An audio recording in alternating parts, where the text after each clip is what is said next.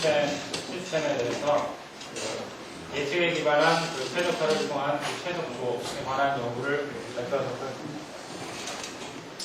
발표 순서는 처음에 부생가스 공급 시스템과 주요 이슈에 대한 설명을 드리고요. 그 다음에 이 연구에서 제안하는 최적화 모델에 대한 설명, 그리고 최적화 모델을 이용해서 풀어본 케이스 스터디 결과, 그 다음에 현장 적용을 위해서 만든 소프트웨어를 잠깐 소개해드리고 결론을 맺도록 하겠습니다.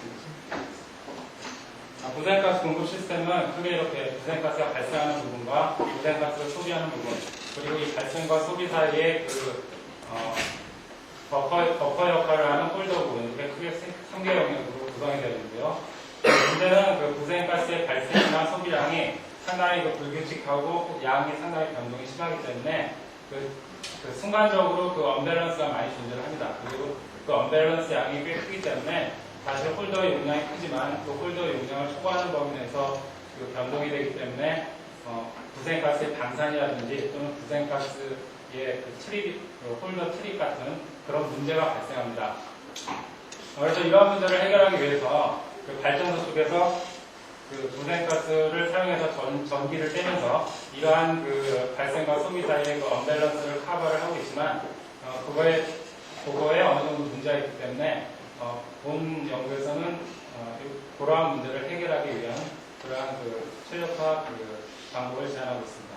그래서 크게 보면은 이 시스템에서는 홀더 레벨이 저희가 원하는 홀더 범위 내에서 움직여야 하는 그러한 목적이 있고요. 또 하나는 발전소 쪽에서 공급되는 부생가스를 최적으로 사용함으로써 최적의 효과를 얻고자 하는 두 가지 목적이 있습니다.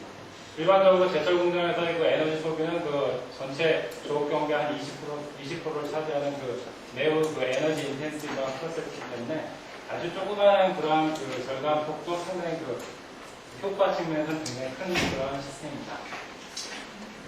앞에서 설명드린 대로 크게 홀더 부분과 발전소 부분의 최적화가 필요한데요. 각각의 최적화 목적을 보면은 홀더 쪽에서는 홀더 레벨이 저희가 원하는 홀더 운전 영역 안에서 움직여야 하는 것이 우리가 바람직한 목적이고, 발전소 쪽에서는 저희가 홀더 레벨을 조정하기 위해서 발전소 쪽에 들어가는 연료량을 조절하는데, 그때 우리가 버너를 켜고 끄는 그런 횟수, 스위칭 횟수를 최소화하고, 또 발전소 쪽에 보일러의 효율이 다르기 때문에 효율을 고려해서 최적으로 배분함으로써 연료의 이용 효율을 맥시마이즈 해야 되는 문제, 그리고 되도록이면 부생가스 사용량을 많이 하고 오일 사용량을 줄여야 하는 쪽, 그 다음에 동시에 스위칭이 되는 것을 피하는 그러한 것들의 여러 가지 목적이 있습니다.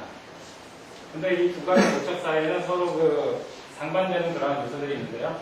홀더 레벨이 저희가 원하는 거 안에서 이렇게 움직이게 하려면은 사실 발전소 쪽에서는 굉장히 많은 스위칭을 해주면 됩니다. 그러나 이렇게 하게 되면 또 비용이 많이 들기 때문에 이 전체적인 입장에서 이 시스템 전체적인 입장에서 이거를 고려한 최적 모델을 세우고 그렇게 해서 답을 낼 필요가 있습니다. 그래서 본 연구에서는 그러한 모델을 제안을 하고 있는데요. 목적 함수는 저희가 잡고 있는 플래닝 허라이즌 동안에 전체 조업 경비를 최소화하는 것을 삼고 있습니다. 그래서 목적 함수를 구성하는 것은 연료 비용과 페널티 비용, 그리고 전기를 통해서 얻는 이윤들이 포함이 되어 있고요. 그 다음에 최적화 변수로는 각 타임 피리어드에서의 연료의 공급량이 되어 있습니다. 제약 조건들로는 홀더와 보일러 쪽의 머티리얼 밸런스, 에너지 밸런스, 그 다음에 스팀과 전력에 대한 수요량을 만족해야 되는 부분이 있고, 그 다음에 각 장치에 대한 오퍼레이션 리밋을 만족시켜주는 제약 조건이 있습니다. 그리고 홀더 레벨의 운전 영역에 대한 제약 조건이 있는데, 이 부분은 홀더 레벨이 저희가 원하는 상한을 넘어갈 경우, 또는 위험한 하이나 로우 같은 위험한 영역에서 운전이 될 때 그것을 슬랙 베리어블을 이용해서 표현을 하고, 그걸 목적 함수의 페널티 펑션으로 반영을 함으로써 그러한 것들을 줄이는 쪽으로 모델을 구성을 했습니다.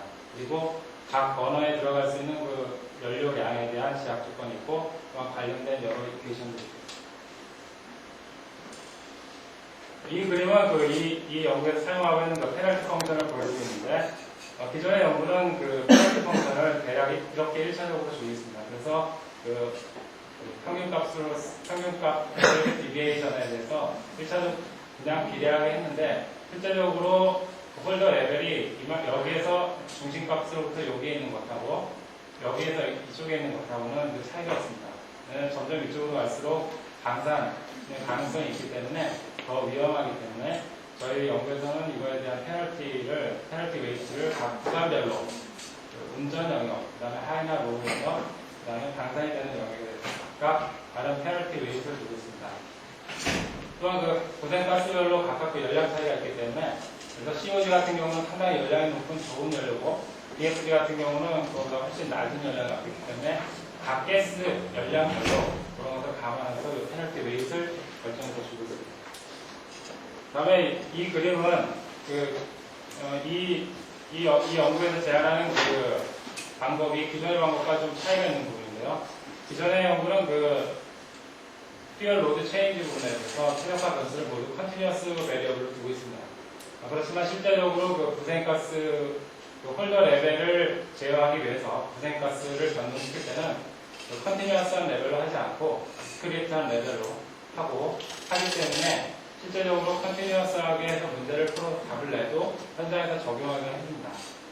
그렇기 때문에 여기서는 그 퓨얼 타입에 따라서 오일 같은 경우에는 컨티뉴어스 베리어블을 처리를 했고 그 다음에 부생가스의 변동에 대해서는 가동 중인 버너의 개수를 최적화 변수로 해서 문제를 풀고 있습니다.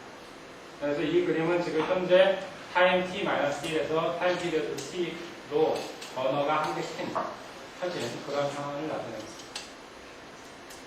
이 그림은 실제적으로 이 방법을 적용을 할 때의 그러한 방법으로서 리시딩 호라이즌 어프로치를 적용하고 있는데 실제적으로 저희 이 모델은 홀더 레벨 예측에 기반을 하고 있습니다. 그런데 홀더 레벨 예측은 실제적으로 예측이라는 것이 항상 예측 오차를 포함하고 있기 때문에 롱텀에 대해서는 항상 부정확합니다. 숏텀에 대해서는 어느 정도 맞기 때문에 숏텀까지 맞는 원피리어드까지 간 다음에 또 예측이 변화하고 예측이 틀린 부분을 수정해서 계속 리시딩 호라이즌으로 실제 적용하는 그런 방법을 보여드립니다.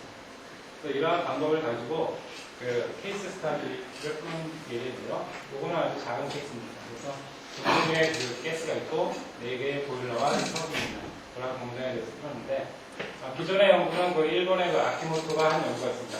그 연구에서는 최적 배분까지는 안 풀고 그 앞에까지만 풀었기 때문에 이 결과를 비교하기 위해서 이 기존의 연구 플러스 하부 단계에서는 최적 배분이 이루어졌다라고 가정을 한 그 모델과를 이제 비교 대상으로 하고 있습니다.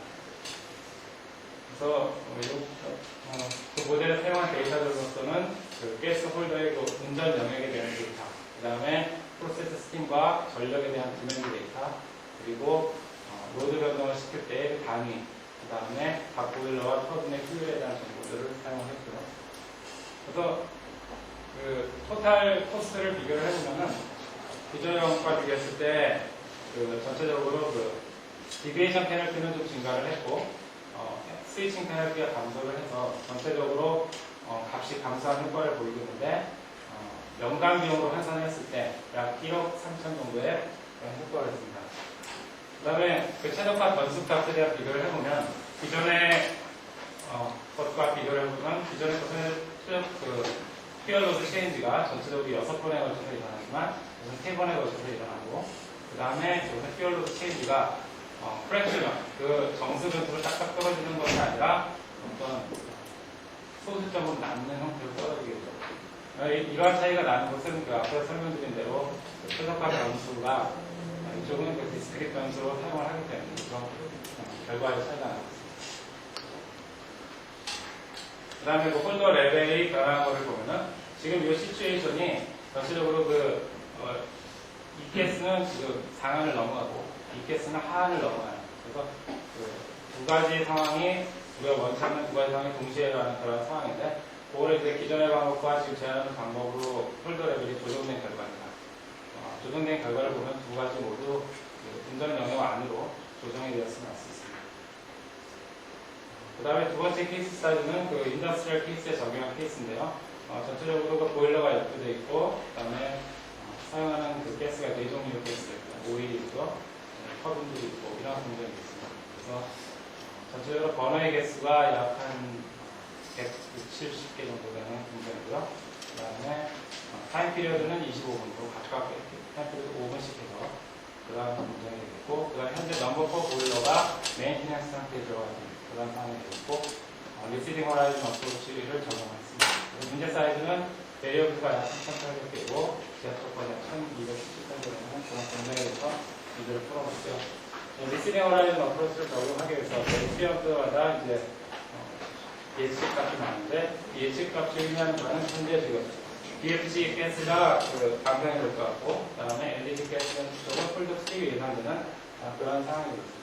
이런 상황에서 실제 조업을 한 결과와 그 다음에 최저가를 이용했을 때의 결과 비교를 보면은 결론적으로 그 버너의 온오프 횟수가 감소했고요. 그 다음에 그 버너를 통 거는 순서도 다른, 서로 다른 시퀀스를 갖는 그런 결과를 나타내고 있는데, 그 결과가 결론적으로 어떤 차이를 내냐면은 BFG 방산량 같은 경우에 실질적으로 조업에 한 36,000대가 방산이 돼서 이거를 중유 가격으로 환산하면 50만 원을 시간하고, 그 다음에 실제적으로 또 오일도 사용되고 했는데, 이런 부분이 이제 최저가를 돌리게 되면은 방산이나 오일 소비량을 줄임으로써 에너지 절감을 있고, 이때 어느 정도 이거를 이제 연간 비용을 환산을 하게 되면 약 한 7, 8억 정도의 효과를 예상을 하고 있습니다. 그 다음에 이걸 실제 현장에 적용하기 위해서 그 시스템을 구성을 했는데요. 전체 시스템을 나타내고 있고요. 그 다음에 이 부분은 실제적으로 저희가 이제 이걸 적용하다 보니까 항상 공장의 모델이 똑같은 것이 아니라 공장의 장수 상황 같은 것이 많이 발생하기 때문에 정수 상황이 발생하는 것에 따라서 실제 모델도 따라서 변동을 시켜줄 필요가 있습니다. 그래서 이렇게 그러한 부분들을 지적을 해주게 되면 실제적으로 모델이 자동적으로 업데이트가 돼가지고 새로운 모델을 갖게 되는 구성이 되고요. 그 다음에 이 부분은 목적 함수와 지압 조건에 대해서 목적 함수 부분에서는 지금 현재 가중치 들어가는 부분들을 유저가 그래서 가중치 값이 바뀌었다. 그래서 중유 가격의 변동을 했다든지 전력 가격의 변동을 했다든지 이런 것이 있을 때 그런 부분을 유저가 빨리빨리 업데이트 시켜주는 그런 구조로 되어 있고요. 이 부분은 이제 전체 PFD 화면에서는 전체적으로 공정이 어떻게 돌아가는지를 볼 수 있고, 세부적인 거를 클릭을 하면은 각 단위 유닛이 현재 어떻게 조업이 되고 있나 하는 거를 알 수 있습니다. 그 다음에 이분은 전체적으로 데이터를 받고 사용자가 선택을 해서 넣어줄 수 있는 그러한 부분도 있고, 이 부분은 이 프로그램에서 계산을 해주는, 그래서 현재 앞으로 저희 피리어드 내에서 각 보일러의 최종 로드 변동을 어떻게 가져가야 될 건지에 대해 답을 보여주고, 그렇게 했을 때의 전력 생산량 변화는 어떻게 변화를 할 것이냐. 실제 현장에서 관심 있는 부분이 이제 이런 부분이라든지, 폴더 레벨은 어떻게 변화할 거냐. 그 다음에 에너지 디스트리뷰션이 어떻게 발전을 하는 부분에 대한 결과를 보여줌으로써 실제적으로 조업하실 분들이 조업할 때 많이 도움을 얻을 수 있는 그런 시스템을 개발했습니다. 결론적으로 본 연구에서 기존의 연구와 비교했을 때 새로운 최적화 모델을 제안을 하고 있는데요. 새로운 점은 전체적으로 홀더 레벨 컨트롤하고 그 다음에 최적 디스트리뷰션을 동시에 고려한 플랜트 와이드 모델을 제안을 하고 있다는 것이고, 그 다음에 퓨얼 차이에 따라서 컨티뉴어스 베리어블과 디스크릿 베리어블을 모두 사용한 그런 식으로 모델이 구성됐고, 그렇게 했기 때문에 서로 상충하는 여러 오브젝티브들 사이에 옵티멀 트레이드오프를 찾아가지고 전체적인 비용을 감소시키고, 또한 실제적으로 나온 결과가 현장에 적용하기 쉬운 형태로 나올 수 있도록 그렇게 구성했습니다. 여러 종류의 케이스 스타디를 풀어보았는데, 대체적으로 연산 시간이 한 1분에서 2분 사이에 계산이 되고서 실제적으로 이제 현장에 적용하기에 인더스트리얼 사이즈 공정에 적용하기에 괜찮다라는 그러한 결과. 이상으로 저희 발표를 마치겠습니다.